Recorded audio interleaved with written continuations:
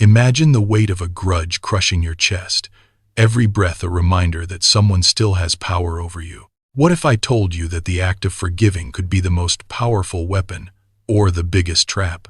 Over 70% of people who cling to resentment report higher stress levels, yet 85% of those who choose to forgive claim a surge in happiness. Stay with me for the next 10 minutes, and we'll uncover whether forgiveness truly sets you free or leaves you vulnerable. I remember a friendship that shattered in a single night, a betrayal that left me replaying every argument in my head. I stood at a crossroads, torn between the urge to say, "I need to forgive you," and the fierce whisper of, "I'll never let them hurt me again." The core question we're exploring today is simple yet profound. Does forgiving release us from pain, or does it hand the offender a free pass? First, we'll dive into the science of the brain and emotions when we hold a grudge. Then we'll glance at how history and culture have shaped the idea of forgiveness. After that, I'll share real-world stories where forgiveness helped and where it hurt. Finally, I'll give you a decision-making framework you can use tonight, so you won't be left guessing whether to open that door or keep it shut. When a grievance lingers, our brain lights up like a warning siren. The amygdala, the alarm center, stays on high alert, flooding the body with cortisol, the stress hormone that spikes blood pressure and erodes sleep.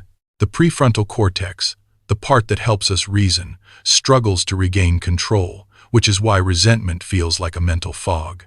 Over time, that constant stress can weaken the immune system, raise the risk of hypertension, and even shorten lifespan. Yet paradoxically, many people describe a sense of lightness after they forgive. Scientists have found that the act of letting go can trigger the release of oxytocin and dopamine, chemicals linked to empathy, trust, and social bonding. It's as if the brain rewards us for choosing connection over conflict, even if the body initially protests. Different cultures have taught us very different lessons about this choice. In many religious traditions, forgiveness is presented as a divine command. Christians hear, "Forgive as you have been forgiven." Buddhists practice letting go of attachment, and Muslims are reminded that forgiveness is a noble virtue. Philosophers have taken opposing stances.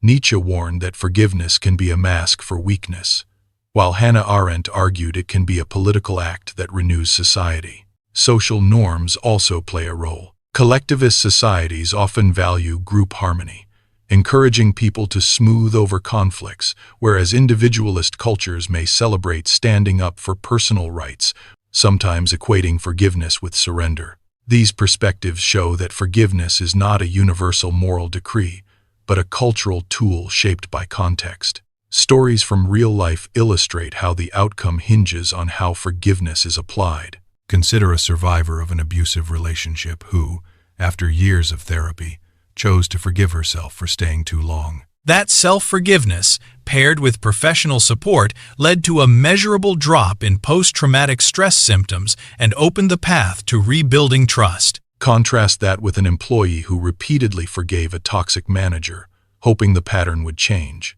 Without clear boundaries, the forgiveness became a green light for continued exploitation, eventually culminating in burnout and a forced exit from the job. Then there's the example of a person who forgave a friend who betrayed a confidence, but also set firm limits.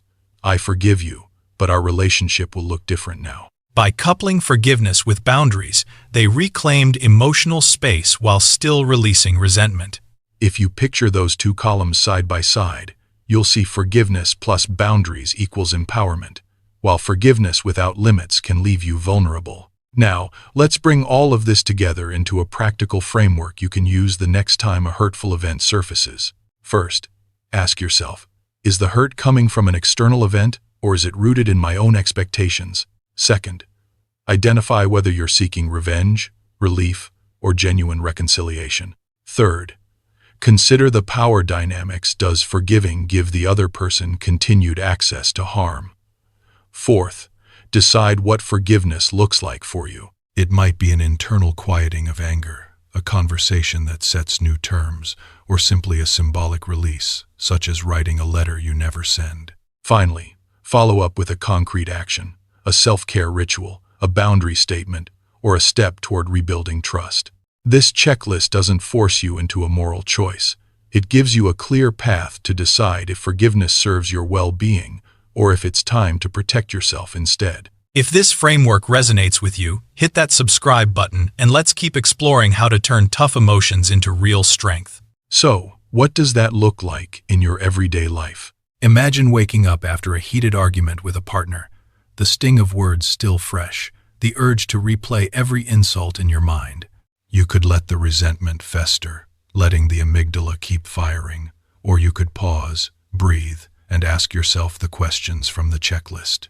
Are you holding on to this pain because you want to punish, or because you truly hope for healing? Does forgiving mean you will let the same behavior slide, or does it give you the space to set a new, healthier pattern? When you answer those questions honestly, you start to see forgiveness not as a single act, but as a series of small, intentional moves that protect your well-being. Take a moment now to picture a simple ritual that could mark the shift from resentment to release. Some people find writing a letter they never send to be powerful. Others prefer a short meditation where they visualize the hurt as a cloud that gradually dissipates. You might even choose a physical gesture, a deep exhale, a stretch, or placing a hand over your heart as a reminder that you're choosing to let go. The key is that the act feels authentic to you, not something you're forced to do because a moral voice in the background insists it's the right thing. Now, let's talk about the flip side when it's wiser to hold the line. If the person who caused the pain continues to disregard your boundaries, forgiveness without consequences can become a permission slip for further harm. In those cases, the healthiest choice may be to acknowledge the hurt, set firm limits, and move forward without extending the same emotional energy to the offender. That doesn't mean you're harboring bitterness. It means you're protecting your own heart while still refusing to let the grievance dominate your narrative. A practical way to keep that balance is to revisit the checklist over time. After you've taken the first step, whether that's a quiet affirmation, a conversation, or a symbolic gesture, check back in a few days, weeks, or months. Ask yourself, has the emotional weight shifted? Are the boundaries holding? Do you feel lighter, or does the old sting still linger? This ongoing self-audit turns forgiveness into a dynamic process rather than a one-off decision, allowing you to adjust as circumstances evolve. Remember, the brain loves shortcuts, and it will try to cling to familiar patterns of anger or avoidance because they feel safe. By consciously retraining those pathways with intentional actions, you give yourself the chance to reshape the neural circuitry. Over time, the habit of pausing, reflecting, and choosing a purposeful response can actually rewire the stress response, lowering cortisol and inviting more of the calm chemistry that fuels connection and resilience. So, what's the ultimate takeaway? Forgiveness is not a blanket endorsement of every hurtful act, nor is it a sign of weakness. It is a nuanced tool that, when paired with clear boundaries and self-care, can liberate you from the grip of past pain. When misapplied, it can leave you open to further wounds. The decision rests on a thoughtful assessment of intent, power dynamics, and personal needs. By using the simple framework we've laid out, you gain a compass to navigate those murky waters with confidence. Now, I'd love to hear from you. Have you ever faced a moment where forgiving felt like the right choice, only to realize later it wasn't serving you? Or perhaps you discovered a boundary-focused forgiveness that transformed a relationship. Drop your stories in the comments below. Your experience might be exactly what someone else needs to hear. If this conversation sparked a new perspective, consider giving the video a thumbs up. Your feedback helps the channel grow and reach more people who are wrestling with the same dilemmas. And if you haven't already, subscribing will keep you in the loop for future deep dives into the psychology of emotions, practical mental health tools, and real-life stories that illuminate the path to a stronger, more balanced inner life. Thank you for staying with me through this exploration of forgiveness, power, and personal agency. May the framework we've discussed guide you toward choices that honor both your heart and your boundaries. Until the next video, keep reflecting, keep growing, and remember that true strength often lies in the courage to decide exactly how, when, and if you forgive.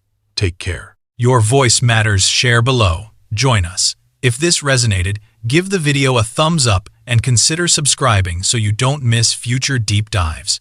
Your support keeps the conversation alive.